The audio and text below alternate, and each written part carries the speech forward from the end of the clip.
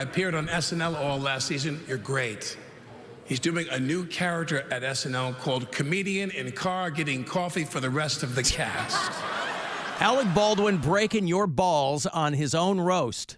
Yeah. Chris Redd in town to do hilarities. See, usually people share my jokes from the roast, but you're different. That's for you to do. You know what I'm saying? Like, no, I was actually. like, where's Alec and why is he roasting me? I from the past? actually hadn't realized that you were on that roast. Well, because we're constantly talking to people now about like doing these roasts. Yeah. What it can do for you, what it might not do for you. Yeah. And I guess I haven't seen that one. Like that was 7 or 8 years ago, probably, right? I mean, you'd been on SNL for maybe a year when you did that. Yeah, I mean, I couldn't quite tell you. I'm drinking coffee at 4:23, like it's 8 a.m. So I appreciate it. I'm a shell of a man. That's but, all right. Yeah, it was a while ago. It was. I was definitely the least known person on the dais, but I had some solid jokes in there. I was real proud of the work. Roasts are always fun, man.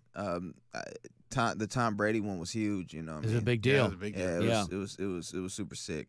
I always know something's really successful when I'm jealous I wasn't there. Yeah. I was like, oh yeah, that's a good one. Okay, so I was talking about this yesterday because we were having a conversation about how Netflix wasn't super hip on Tony Hinchcliffe. And Rogan went to bat for him and went to Tom Brady's people and said, hey, I'd really like this guy on. And they go, yeah, okay. So I was like, how does this work? Do they call your people? Do you go, hey, I'd like to do a roast? I thought it was Jeff Ross just pulling friends. And how does that work that you get on a roast? Hey, man, that's, I guess it's no Joe Rogan is the answer to your question. Well, who asked you to be on the Alec Baldwin? Yeah, how did you get on? Oh, I mean. Because that was when they were on Comedy I was Central. part of roast battles in L.A. like all the time. I was always going on Tuesdays at the Comedy Store. And hanging late, and then being like a guest judge all the time on there. And so when they were having so within that scene, you were known. Yeah, and then when they were having like the roast battles, when Comedy Central was doing the just like the regular TV show, I used to come back to LA to go shoot that with everybody else and kind of be judges and kind of was watching. And so I was kind of in that. I've known Jeff a long time, so I was kind of just in that world. So I am curious. No, not really curious, but why y'all ain't have me on that roast, man? No, but yeah, when it comes to Netflix, I'm not really in that world outside of like I got a show coming out that I can't talk about, I guess, on Netflix. But like outside of that, I don't really. Netflix is you still can a talk. mystery People to me. break news here all the time. Tom Green told us about his show before anybody else found out about it. You can talk about it. They don't tell me nothing. Yeah, they don't tell me nothing. Which this is not me being. I'm not being Not mysterious. cagey about it. I Yeah. don't know. Yeah. Once it's in the can, you don't know what's going to happen. Yeah. Chris Redd is at Hilarities this weekend. 7 and 9:45 shows tonight and tomorrow night. You can go to hilarities.com for the details. Why Am I Like This is the most recent hour, yeah? Yeah, man. That's my hour on HBO Max. Yeah. Yeah, so I know there's like a whole little thing of like don't stream HBO Max going on right now, but please stream my special. Yeah. Why is that? Because they're continue. merging with there's some people mad about those things? Yeah, I'm trying to keep up with the algorithm, man. It threw something at me like yesterday. It was like, there's a movement. I'm like, I don't know how successful movements are right now. Yeah, what? Like, I haven't heard this one yet. Exactly. Yeah, that's like, the problem with movements now. There's too many. The algorithm has created individual bubbles where you think everybody's talking about something, but it's only 15 of y'all. And, and the rest of us are confused about what this is. Well, and everything's so segmented now too because of that. Like, right. I mean, there's people that are giant musicians and never heard them. They're not playing on the radio. Nah. But they have that bubble of people Millions that like of followers. they're like that's everybody, and it's good and bad at the same time. Well, it gives everybody a voice. Yeah. But now we've learned should everybody have a voice? Right. Exactly. Yeah.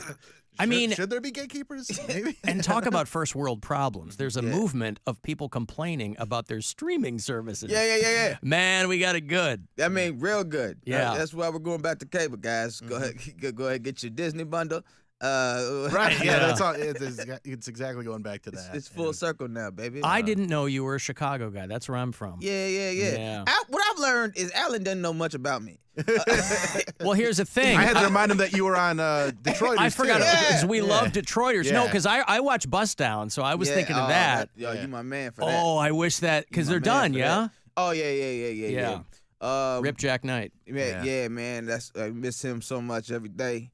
Man, one of the best things that ever made. So proud of that joint. So thank you for being one of the 10 people that saw. I loved it, but I literally.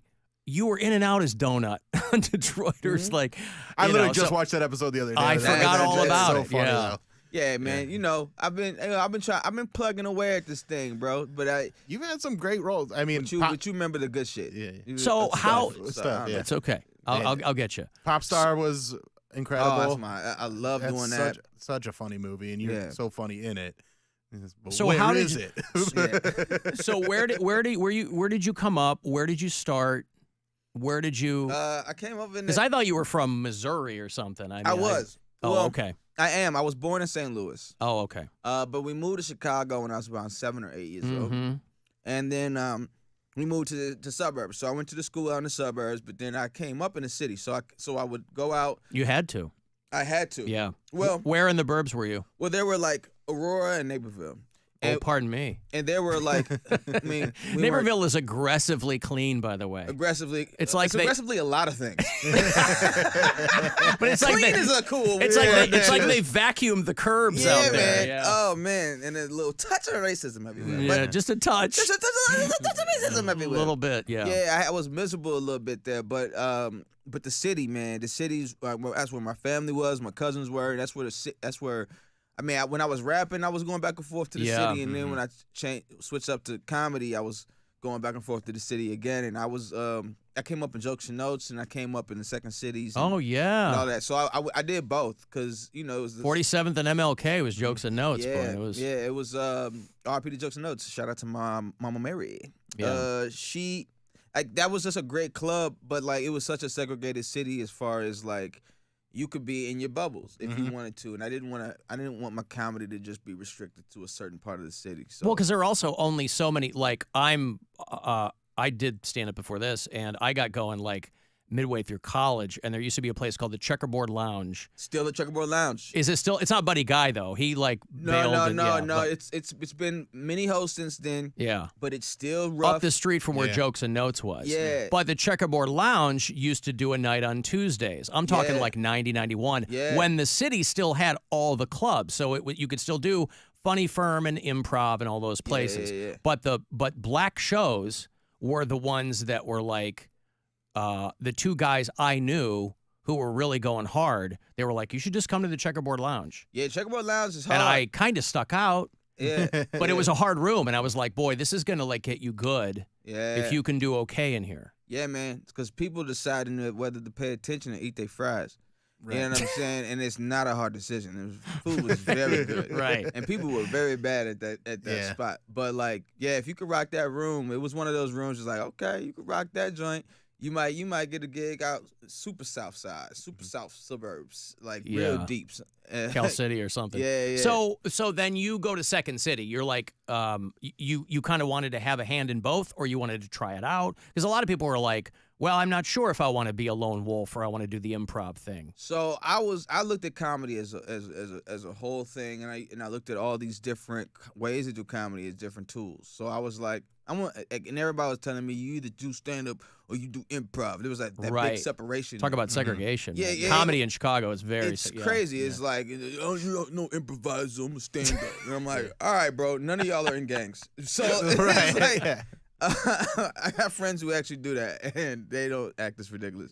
But like, I was like, I'm gonna do it all. I'm gonna do it all. And if something's not vibing with me, then I just didn't know who I was as a comic or where my interests really were.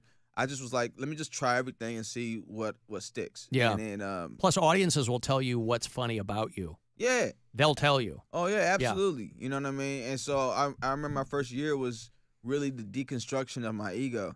Because I was coming from music, and music you always very braggadocious in that way, you know, and comedy is just not that way, you know, at all. No. So I remember because you can get humbled so quickly, and I doing did comedy in at every level. Yeah. Like No, absolutely. Yeah. And I caught a couple bombs that really showed me what I wanted to get out of this. You know what I mean?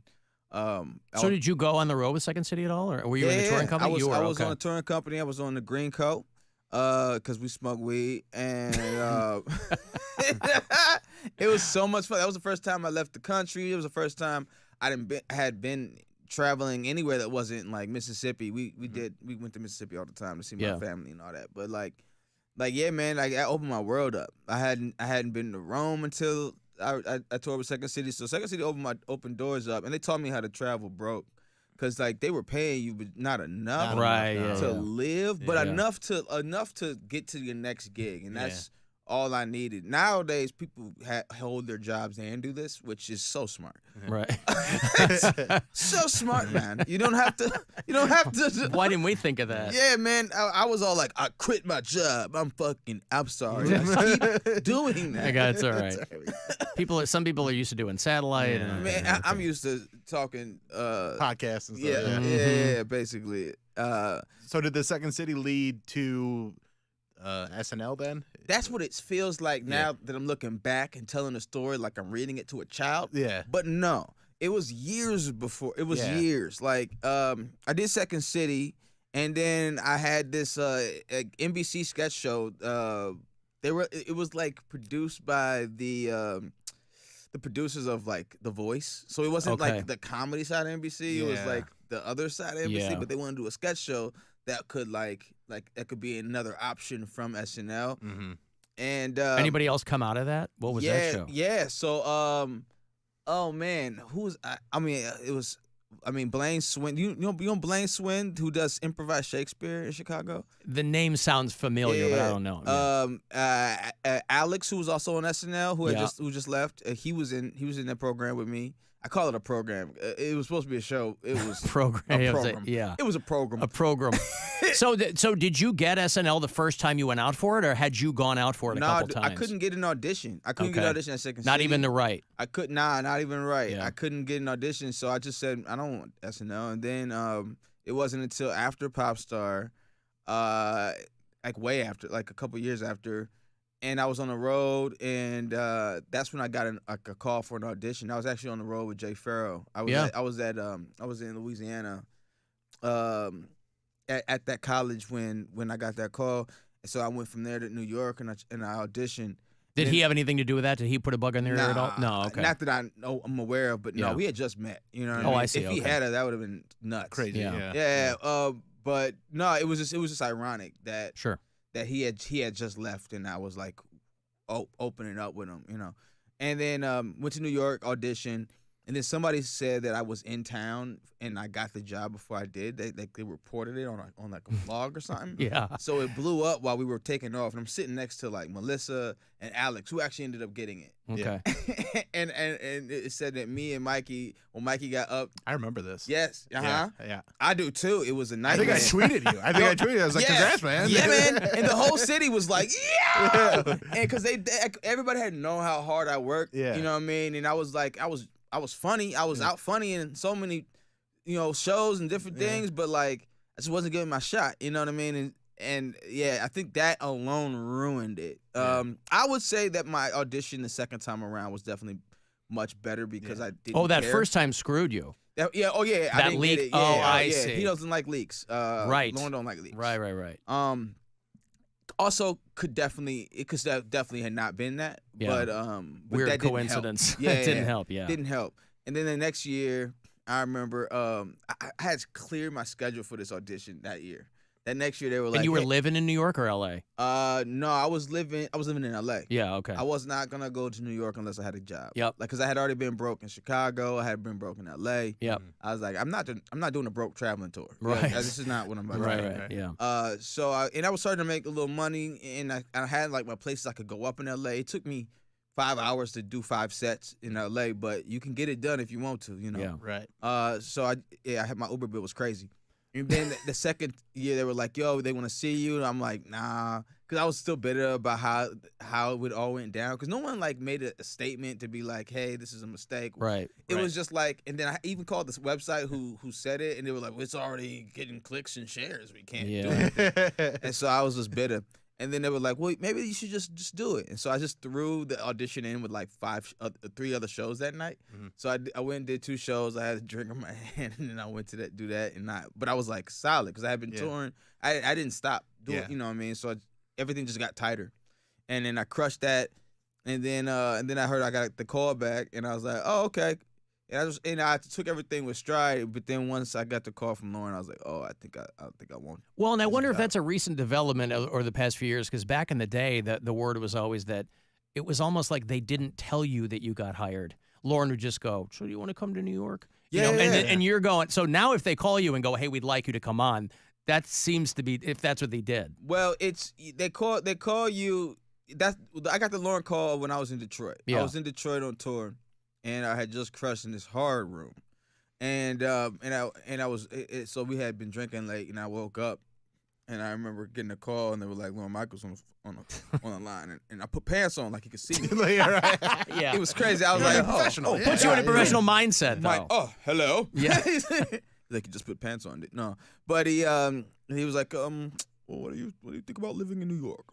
I'm like, "Is this a job offer, my boy?" I'm like, yeah, man. But I was already on another show at the time. This show, Disjointed, that was on Netflix, and that's with Kathy Bates pod show. Yeah, with Kathy Bates and all that. And I was like, well, I don't know. I'm in first position in that. He's like, we'll figure it out. And I was like one man who can say that, and then you know he will. Yes. You know what I mean? But like for my first couple months on that show, I did not know if I was gonna keep the show because they were like him and Chuck were like going back and forth, and there was no firm answer. So I was like in this show for the first time ever, already high pressure, and I'm not even knowing if I'm gonna be there that next week. It was a crazy little first month. Who was in your class with you? Who, Heidi Luke, and Luke Knoll and Heidi Gardner. Okay. Yeah. Oh yeah. Yeah. We I had know Luke. Luke. Yeah. Luke's a funny dude. He's Love Luke, man. Yeah. Funny guy, brother. Funny guy. and she's still there. Yeah. And you put in a good 5-6 years. How long were you on? I put in 5. Yeah. I put in a 5, little strong 5-er. Yeah. Right. You know what I mean? Yeah. It was nice. It was fun.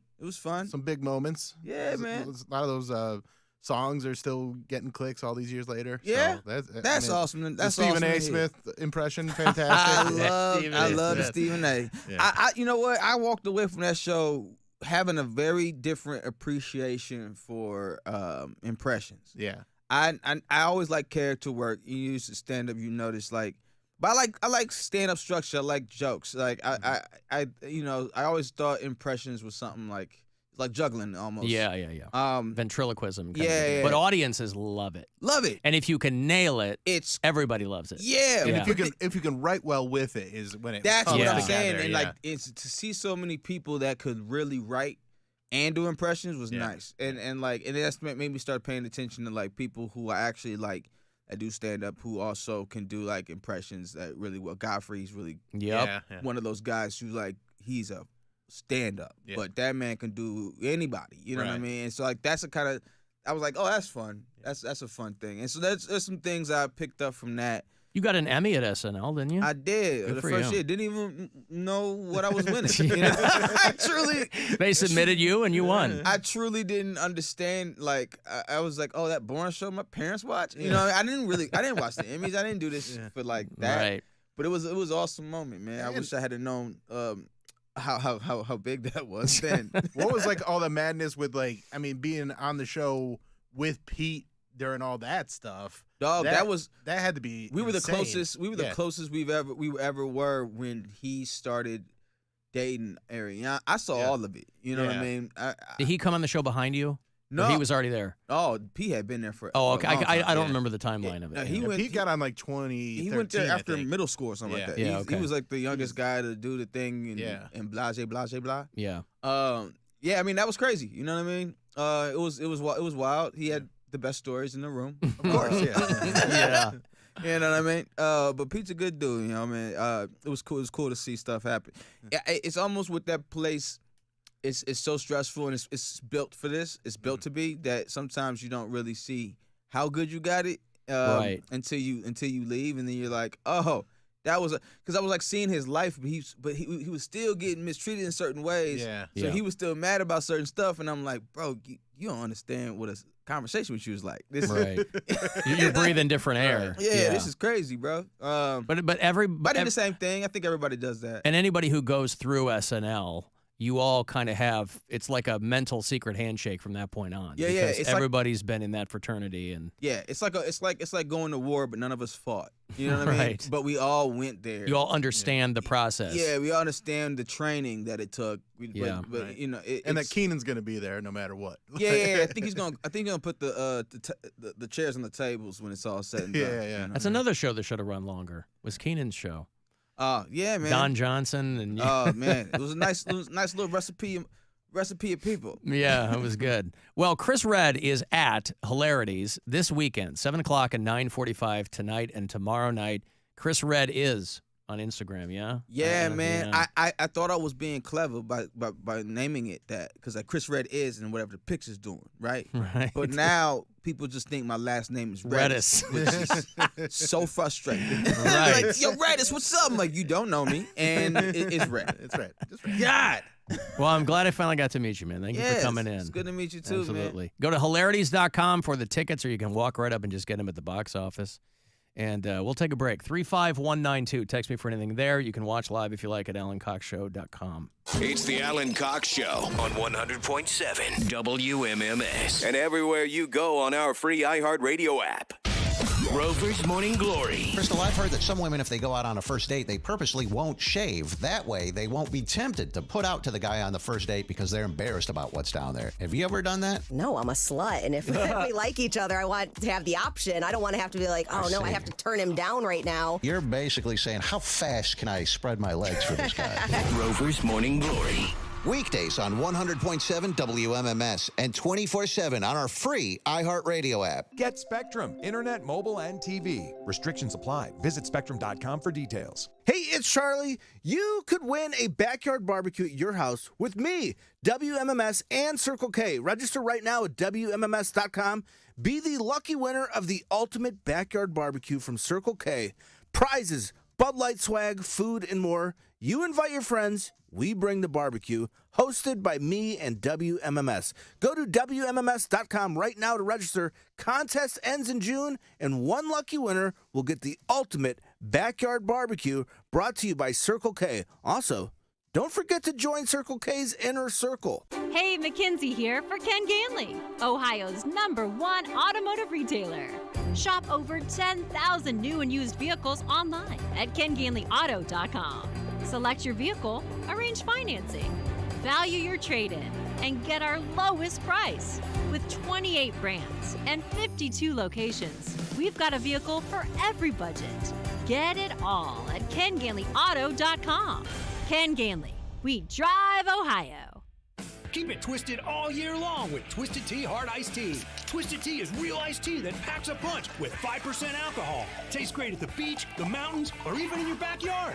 Look for the bright yellow Twisted Tea cans. Twisted Tea Brewing Company, Cincinnati, Ohio. Please drink responsibly. The celebration continues at the all-new state-of-the-art Spitzer Motor City Jeep Ram. We're celebrating our grand opening by giving you more selection. Now shop over 400 new vehicles. Get more savings with additional Spitzer discounts, additional factory incentives on all new Jeeps and Rams during the It's the Season event, and huge trade allowances that you won't find anywhere else. Swag more, spend less during the grand opening of the all-new Spitzer Motor City Jeep Ram. Our world revolves